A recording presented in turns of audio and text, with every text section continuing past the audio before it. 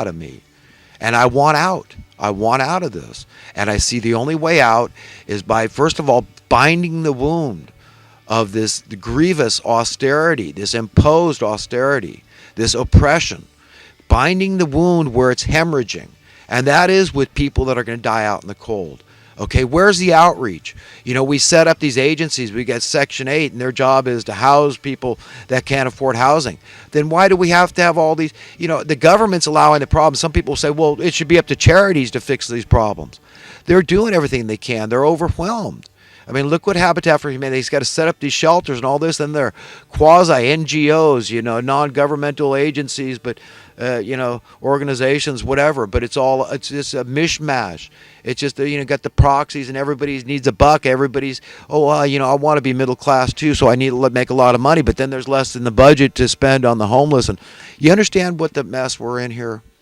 And unless we get really serious, really sober-minded, ruthlessly honest with ourselves, then we're not going to get out of this mess. Okay, we've got to understand this whole business of taxation and the government's involvement, why they've promoted manipulating real estate prices, how this all works for the bigger tax base. I understand it's just a snake eating its tail. It's a voracious, insatiable monster that we're dealing with. And the government's become another special interest group colluding with private interests, and there's part of the Hydra monopoly. And that's the definition of fascism. Whenever you've got the government working against the best interests of the people at large and just being, you know, another cog in the wheel of just the wealth disparity and the poverty, the explosion of poverty, the loss of the middle class, that's unconscionable. This is unacceptable, intolerable, and we've all got to say so. We're in a big fat mess, folks, and we've got to get serious here. We want our cost of living to go down across the board. What happened to the VCR, in as much as it dramatically you know, reduced in cost, so your VCR dollars are worth dramatically more than they were 35 years ago. That same thing could have happened with housing and food. You know, especially those things, those basic essential human needs we need for survival. You know, we've been tricked into believing that high housing costs are good. But figure it out, folks, it isn't. You know, why do you have to stick every penny you have into the landlord's pocket or the you know, the mortgage holder's pocket or the tax assessor's pocket? Can't you put it in your piggy bank? Can't we figure this out, folks? This thing can't get better without confronting it. We've got to confront it or it will get worse. That's why I'm such a proponent of, you know, getting in the face of the people that are doing this to us, but doing it in a diplomatic way. But you can excoriate as necessary, but do it politely. But we still need to say, look, we've got to get ahead of these people. We're smarter than them. They think they're smarter. They think they're on the winning side because they're meaner, because they're living by social Darwinian precepts. That, hey, it doesn't matter, you know, how you get to the end, just so you get there, just so you win. They think they're going to win the battle. They've told their minions this. They've convinced them. They might believe their own BS. We don't know who is genuinely deceived and who is just feigning to be deceived. Those are the ones to really be aware of, is the people at the very, very tip top that know that they are deceivers. But they have been successfully able to convince their minions to believe that way, to have faith in them, to trust in their masters. But their masters are liars and murderers, just like Jesus spelled out. The devil is. And that's who they're trusting in. They're trusting in a liar. That's who's at the top of this you know, this heap. Is these monsters, and they need to be thrown down, and they're not going down without a fight. They've made the decision that it's a fight to the finish. They've shown us over and over that they're not going to relent, and it's a Ponzi scheme, so they got to keep pushing the envelope. They got to keep it up, keep on, you know, diminishing the worth of your currency.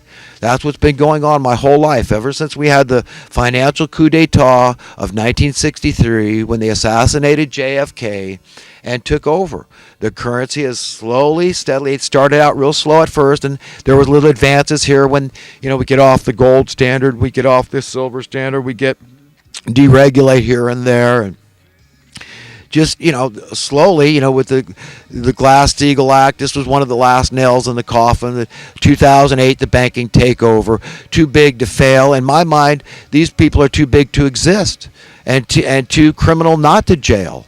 Okay, so things are just, we've got a pseudo reality. We've got, pseudo logicians running our lives. These are sorcerers. These are people engaged in black magic. And we all need to be very cognizant of this fact.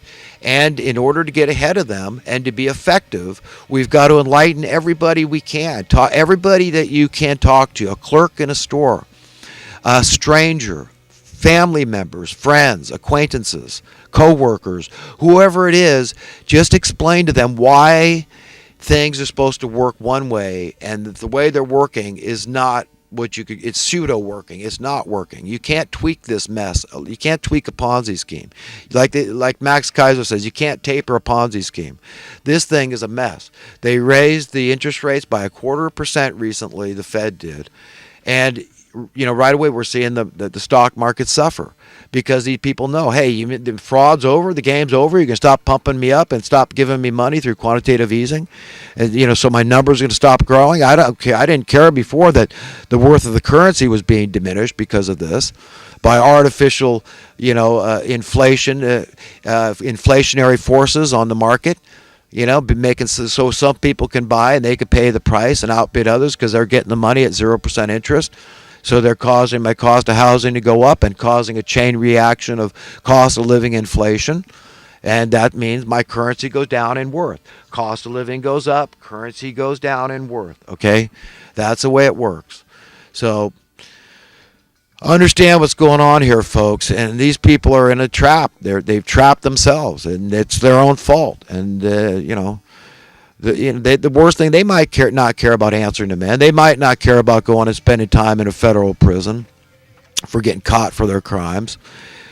But they should care about answering to their maker, because that's it. When it comes right down to it, the promises are great that you will have eternal life in paradise, in a really good world. You'll have an imperishable body, and you'll live in a land filled with joy and sweetness and kindness and mercy and just wonderment, all and forever and ever. And it's just going to get better and better and better. That's a promise that's being had. And you don't get to have that. That should be the greatest deterrent for these people to continually being evil and not jumping ship right now and saying, okay, it's evil. I'm abandoning Satan. I'm abandoning all these money masters, and there's top evil, these deceivers at the top. I was deceived, or maybe I thought I was getting in. I started to understand I was being a deceiver. I was starting to tap into that power.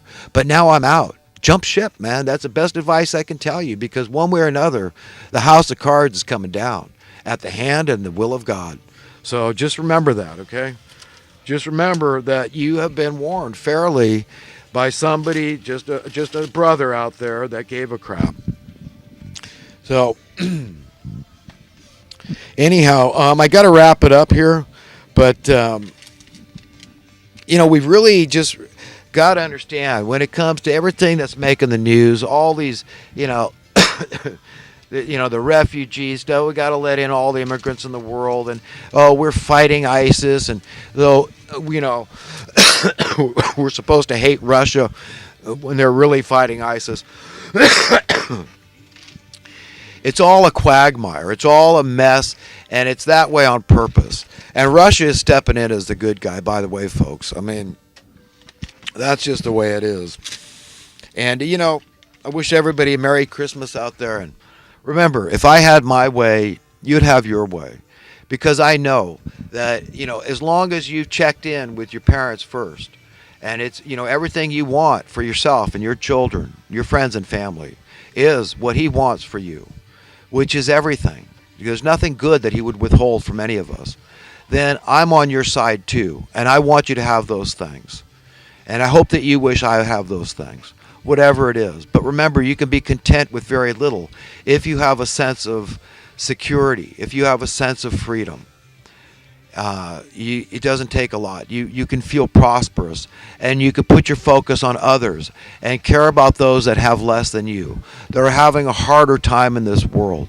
And remember that the heart of God is very close to the oppressed, to the downtrodden, to the poor, the people that are that don't fit into this world, the misfits. And we have to be the same way. We have to be friends to these people and really give a damn, really care. This is showing we love, and you are guaranteed to have all the best forever. Those are the promises. There's no reason in the world why, anyone that prescribes to the right values out there won't be accepted into the kingdom of heaven. And stand against the evil, expose the evil.